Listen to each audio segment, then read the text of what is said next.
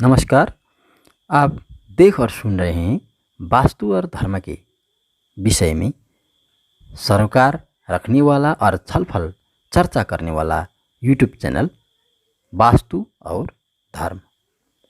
आज मैं इस चैनल पे आज के एपिसोड में वास्तु क्या है इस विषय में चर्चा करूँगा।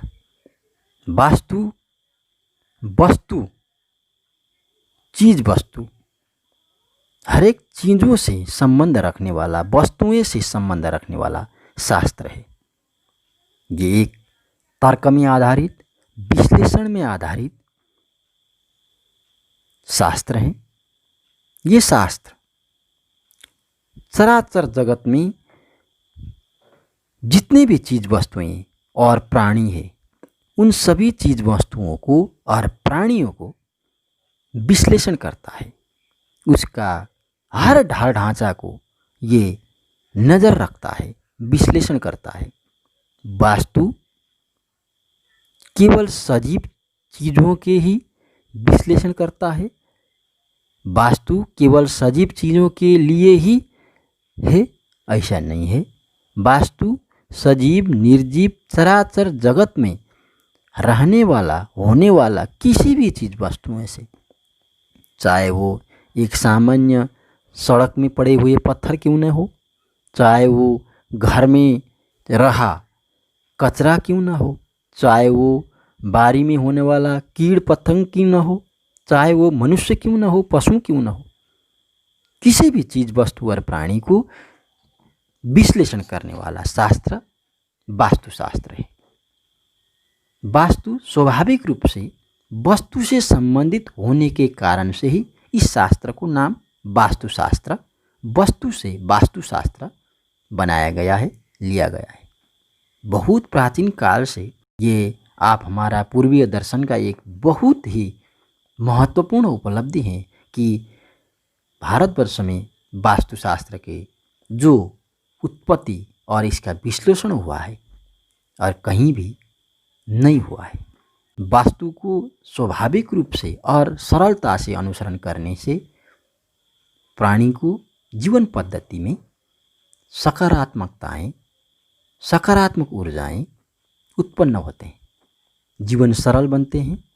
और वास्तु के वास्तविक लक्ष्य ही यह होता है कि चीज़ वस्तुएं के जीवन जो होते हैं उसको सरल बनाए। अब ये सरलता कैसे आते हैं उसको वास्तुशास्त्र बताते हैं, विश्लेषण करता है, तर्क करता है।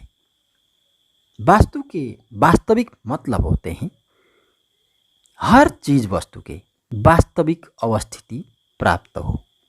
हर चीज़ वस्तु के अवस्थिति होते हैं, वस्तु के स्थिति, वस्तु के रहन सहन, वस्तुएं के वास्तविक परिवेश लगायत के विषय वस्तु में वास्तु अंतर संबंधित होते हैं। किसी भी चीज़ को कैसे रहना चाहिए, किसी भी प्राणी को कैसे रहना चाहिए, किसी भी वस्तुओं को कैसे रखना चाहिए, उस तरह से नहीं रखेंगे, नहीं रहते हैं तो फिर उसमें से क्या फर्क पड़ता है लाइफ में, वस्तुओं को लाइफ में, और उस वस्तुएं से अंतर संबंध रखने वाला अगल बगल हर चीज़, प्राणी और वस्तुएं के लाइफ में क्या असर पड़ता है, क्या फर्क पड़ता है, क्या देखते हैं। वास्तुशास्त्र इसको विश्लेषण करते हैं। आजकल बहुत सुनने में आते हैं कि ये वास्तुशास्त्र कुछ भी नहीं, ये फजूल है, ये लोगों का ठगने की धंधा है। बहुत लोगों ने इसको धंधा बनाया हुआ है। वास्तुशास्त्र की डर दिखा के लोग को लूटने का धंधा चला रहे हैं। हम वास्तु को नहीं मानते, इस तरह से तर्क करने वाला लोग भी बहुत मिलते हैं। लेकिन असल में हर प्राणी किसी न किसी रूप में वास्तुओं को मान रहा होता है, क्योंकि आप हमारा जीवन पद्धति ऐसे बने हैं कि हम सब वास्तुओं को नहीं मान कर चल ही नहीं सकते। अब ये एक बहुत छोटा सा उदाहरण से स्पष्ट होने की चेष्टा करें। जैसे कि आप बाहर जाते हैं, अपना जूताएं चप्पल सैंडल पहन के जाते हैं, फिर घर आते हैं, तो आप घर में से आते ही उस जूते और सैंडल को या तो बाहर ही खोल देते हैं, रख देते हैं, उतार देते हैं, या नहीं तो भीतर लाया भी तो उसके निश्चित स्थान होते हैं वहीं पे रख देते हैं। लेकिन कभी भी आप कपड़े रखने वाला स्थान में जूता ला के नहीं रखते हैं और जूता वाला स्थान में कपड़ों को ले जाके नहीं रखते हैं। इसी को वास्तु कहें, सामान्य भाषा में इसी को वास्तु कहें तो समझने में आसान होगा।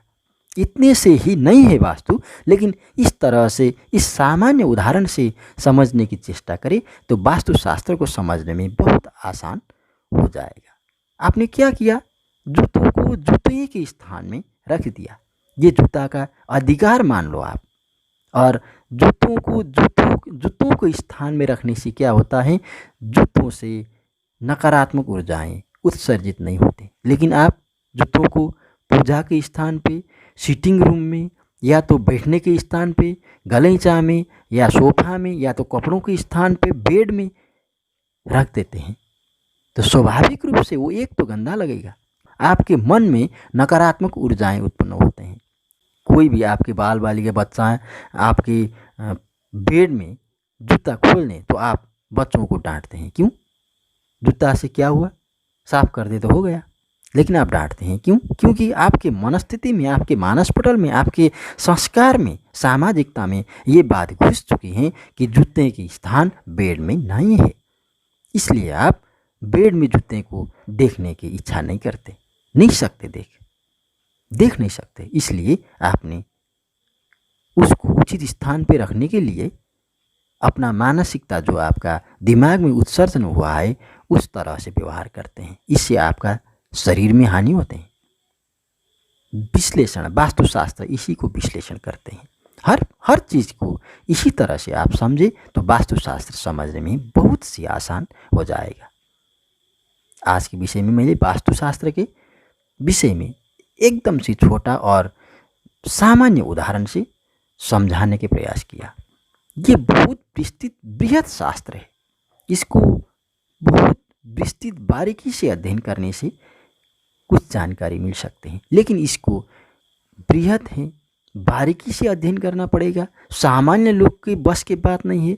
ऐसा समझने की भूल किसी को भी मत करना चाहिए, क्योंकि हम लोग संपूर्ण वास्तु के शास्त्र के ज्ञाता होने की इच्छा नहीं रखते। बस अपना सरोकार के विषय वस्तु के संबंध में वास्तु क्या कहते हैं, बस इतनी सी बात को अपना समझे, अपना समझ में आए तो आपका जीवन सरल बनाने में, आपका जीवन पद्धति को सरलीकृत करने में वास्तुशास्त्र आपको बहुत बड़ा सहयोगी बन सकता है। आज के विषय से विदा लेने की अनुमति चाहते हैं। इस चैनल को सब्सक्राइब जरूर कर देना, लाइक कर देना। कुछ विषय हैं तो कमेंट कर सकते हैं आप। विषय वस्तु को आपने आपको अच्छा लगा तो इसको अपना वाल से शेयर कर दे। नमस्कार, धन्यवाद।